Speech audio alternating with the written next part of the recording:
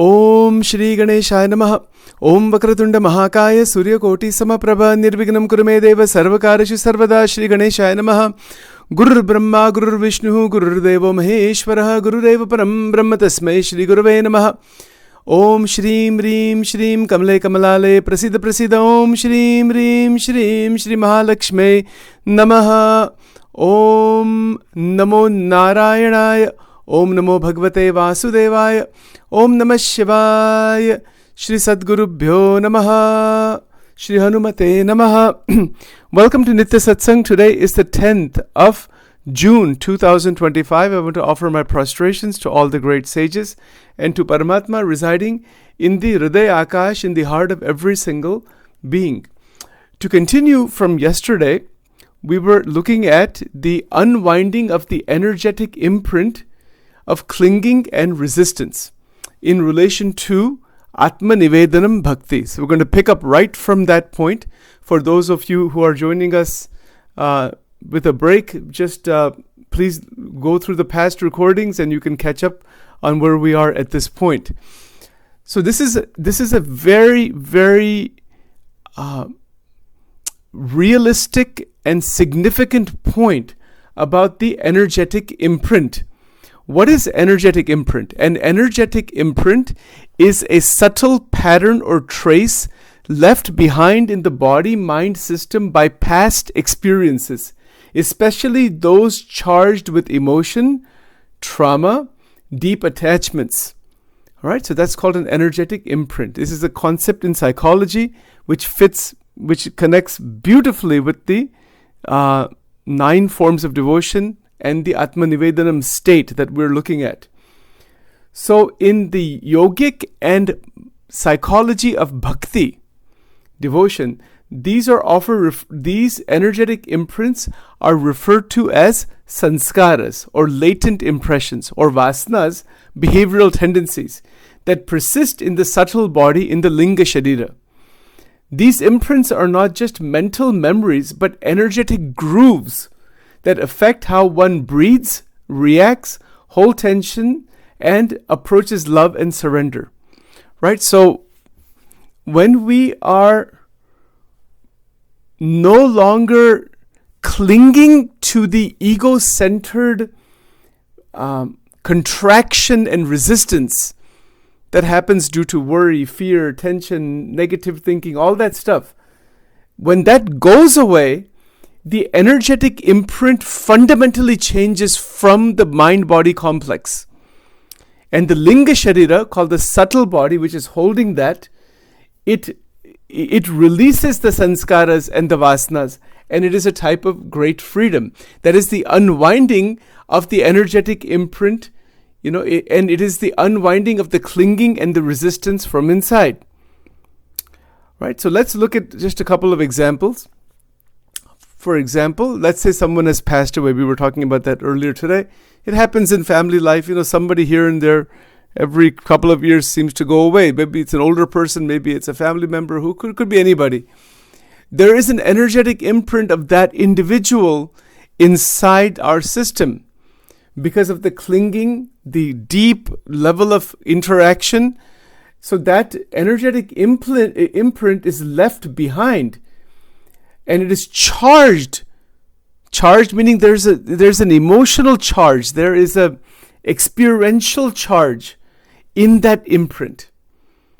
And that's where the pain comes from. That's where the raga and dvesha, these things come from there.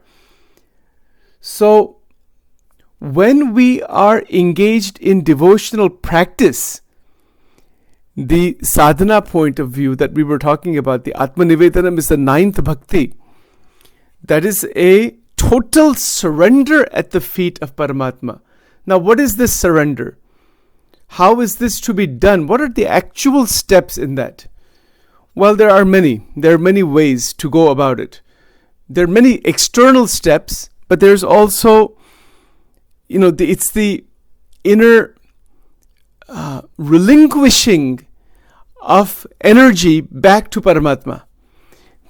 So the energy that is used in worry, tension, fear, etc., range of emotions, that same Shakti is given back to Paramatma, and that is Bhakti. It's the same Shakti. The same Shakti that was in Bhay, Krodh, fear, anger, greed, worry, loss, the energy of loss, the feeling of that this is gone now, this is missing now. It burns up. It destroys the Antarik Shakti. Right? So now what do we do to reverse this so that our energies do not get destroyed this way? And this is exactly what the 9 forms of devotion are all about. So in Ātma Nivedanam Bhakti, you will notice what happens. So there is, let's say we take the mantra jap. When we take the name of Paramatma, let's just say Sri Krishnaya Namaha, Shri Vasudevaya Namaha. But when we are taking the name Vishnu Sahasranam, the Lalita Sahasranam, any just one Ram, with what understanding, feeling, and relinquishing of our ahankar is that done? That is the key. So to take the name by releasing the pent-up energy into the Nam Jap. So this is an internal retuning. So for example, we say Om Namah Shivaya.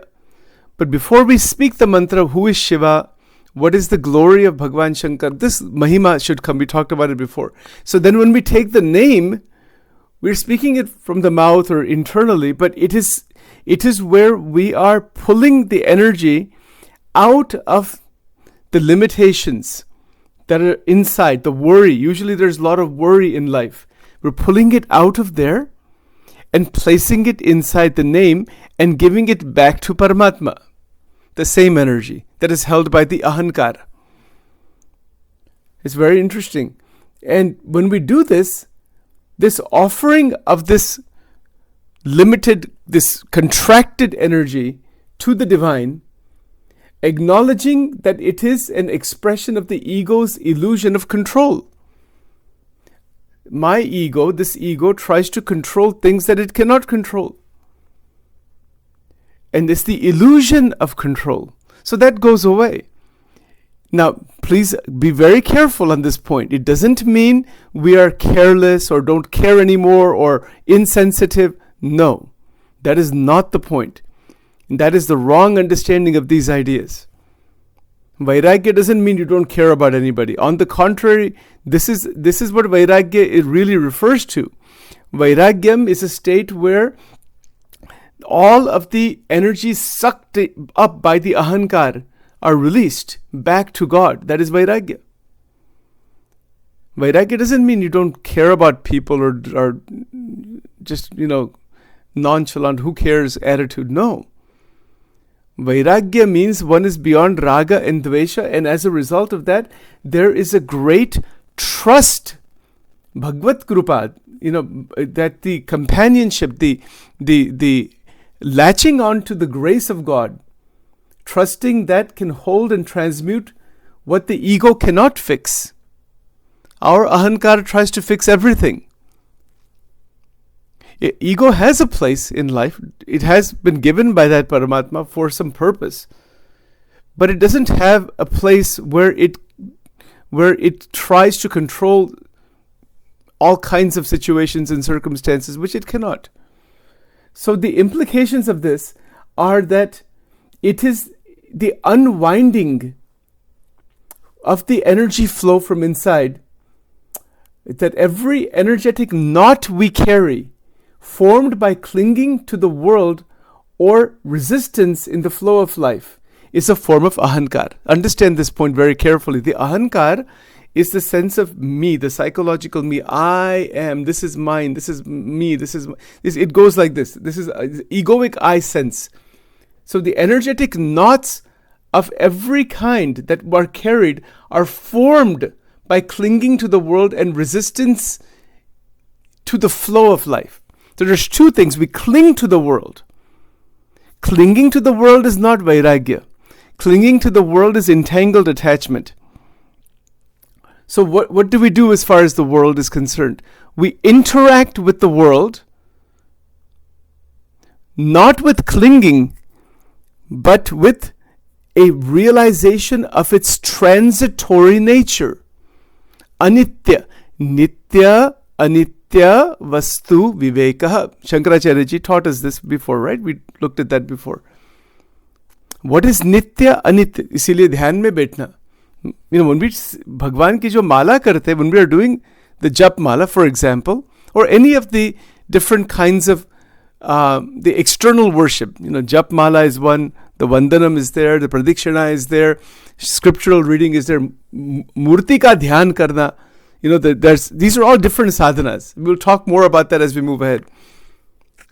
But there is something called, what Shankaracharya ji says, nitya, anitya, vivek. So how do you do this? So sit in, this is why mandir is needed in the home. Have a room, have a place where there's no disturbance. It should be very clean.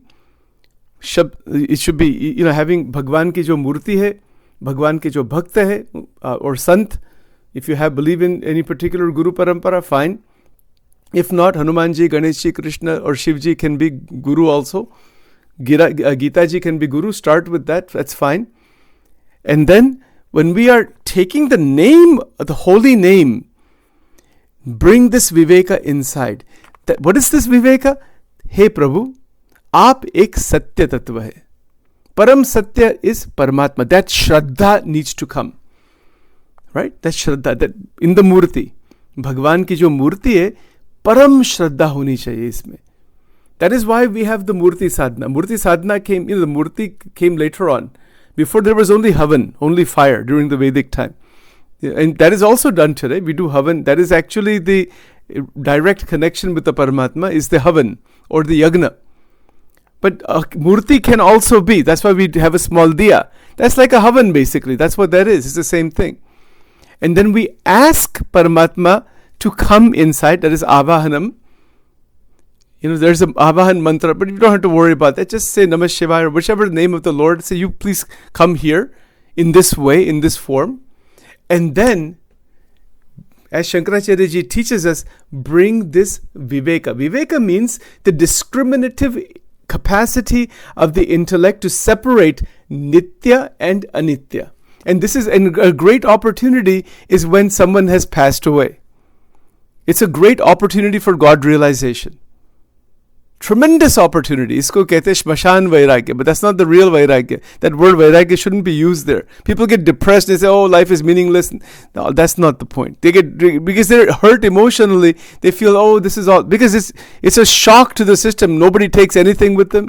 This is all gone. This person is for some short time. That feeling of detachment comes, and then the next thought is, how much money was left to me by that person? That's all. What property, money, that's the next thought that comes. Maybe just few minutes after the funeral is done. Maybe even during the funeral, even before the funeral. Cannot wait for that person to go from this sansar. All this kind of stuff goes on. Ye sab khel hai maya ka. All this stuff goes on. So that is not real vairagya. The point is that when somebody passes away, it is a great opportunity for real vairagya. Because you can see it. You don't need scriptures. Scriptures are there. And nobody takes anything with them. The person that passed away could be anybody. I know from my own family, you may know from your families that are in. You can see the struggles that people have gone through. What did they take with them? They took nothing with them. Absolutely zero. Not one subatomic particle can be taken. With Ātma Tattva is eternal. So with that, it teaches us how to live. J. Krishnamurti talked about this as the vitality of death. It's a very powerful expression. J. Krishnamurti ka expression hai wo vitality of death. Vitality means one is alive completely in the present, fully, by recognizing that end point can happen. And when that happens, there is nothing of this world that comes with us. So that is Param Vairagya. And in that Param Vairagya, there is vitality, there is great energy, and there is Viveka. That Viveka, what is real, what is unreal, it separates out. It's a clear-cut separation. What is temporary, what is eternal. The form of the Paramatma is eternal. The Ātma Tattva is eternal. The scriptures, the Sat Shastra are eternal. Sat Purusha are eternal. The great sages are eternal, male and female. And the सत विचार, हमारी जो विचारधारा है, which is in the right, which is in the divine direction, that is real and that is eternal, not anything else, not this clinging and resistance and mera tera, ये सब चलता है. You need to stay in that framework relatively. Deal with it and separate it out. You have to deal with it and separate it out. That's the, it is like if you have, let's say, 5 pounds of rice, grains of rice, beautiful white basmati rice, and there is 1 pound of stones inside there. What do we have to do? We have to sift it. We have to get those stones out of there. I don't know if they still do that or not, but at least I remember when I was growing up in India particularly, I remember people sifting through all those things and getting this, because they add the stones to increase the weight. This is what is done. So we have to remove the stones of Agnan. Then we can cook the rice. We cannot cook that rice with all those stones inside there. Tiny little stones. Sometimes they look just like the grains of rice also. You cannot even tell. That's how crazy things, what human beings are doing to each other. You see, so, and what they have done. This is Viveka. To separate that out. What is a genuine grain of rice and what is a stone or even an artificial stone that looks like a grain of rice. That's even more dangerous. It's like that. So when we are sitting for dhyan, bring in the vivek. Now, how do we do this exactly? This becomes always a question. What is the actual step? Just in 2 minutes, I'll explain this and then we'll do the closing mantra. But I do want to stop at 8:30 to really try to stick to times. I apologize for going over every day. So, how do we do this? Well, first of all, when we're sitting in front of the murti, take steady breath in and out. Come always back to the breath. Ram, Bhagwan Ram ka naam le. Ram is a fantastic name to take. You can take Omkar. Omkar ka naad sun sakte. Steady the breath. Because our breathing and our energies are interlinked. Steady the breath. Bhagwan ke. And you put some bhajans on if you want. If you don't want to do that, put some bhajan on. Do some alternate nostril breathing. Steady the breath. Do this first. This is necessary. These sadhanas are necessary. Do this first. After that, if you're listening to bhajans, try to absorb the bhav of the bhajan inside. Whichever bhajan you're listening to. It's not just listening to the bhajan. When we're Shravan Bhakti, we talked about it before. Shravan is the first one. Is Shravanam Kirtanam. Shravan Kirtanam. It is absorbing it inside. And when we bring the bhav of that bhajan inside, the resonance of our emotions with the words and the bhavana inside the bhajan, that comes inside, and then from that, see the murti. It's not just seeing the murti. There's a difference between seeing the murti of Paramatma versus darshan of the murti. There's a big difference. Because you've done this internal work, and from that internal establishment of the bhajana, of the mantra, of the certain scriptural ideas, talks, from that, it's not the quantity, it's the quality that is absorbed, and then through that quality, see the form of the Lord. That is called darshan. To see this takes some time. You can take one bhajan, you'll be surprised. Only take one bhajan and repeat it. Listen to it 11 times straight. And let it absorb completely. Don't let it go one ear out the other. Not that kind. Let it really get absorbed. Then the divinity of that bhajan, the divyata of that bhajanam, it begins to open from inside. Then through that we read scriptures. Through that we do mantra. Through that we do. When we are seeing the murti, that is called darshan. It is called anointed vision. It is the anointed vision with bhakti, because it is the ranga. It is the ranga from inside. The ranga meaning the color. The mind is colored absorbed with the bhav of the bhajana, with the kirtana, with the name, with the holy name, with the divine ideas. And through that we do darshan. What happens? Then we are going to make a jump forward into Ātma Nivedanam.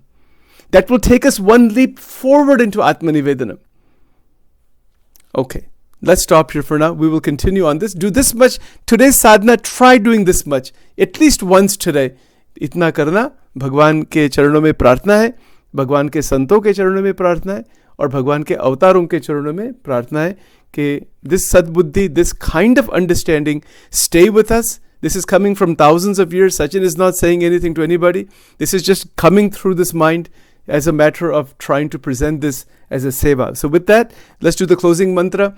Om Dhyanamulam Gurur Murti Mantramulam Gurur Vakyam Pujamulam Gurur Padam Mokshamulam Gurur Kripa Tameva Mata Chapita Tameva Bandhusya Sakha Tameva Vidya Dravinam Tameva Sarvam Mama Deva Deva. Om Aim Reem Klim Chamundai Vicha Om Glom Hum Klim Jum Saha Jwalaya Jwalaya Jwala Jwala Prajwala Prajwala Aim Reem Klim Chamundai Vicha Jwala Ham Samlam Ksham Phat Swaha. Om Durga Durga Rakshini Thatha Swaha. Om Divalingaya Nama Urdhvalingaya Nama Anandalingaya Namo Namah Dvadash Jyotirlingaya Namo Namah. Om Shri Radha Krishnaya Namo Namah.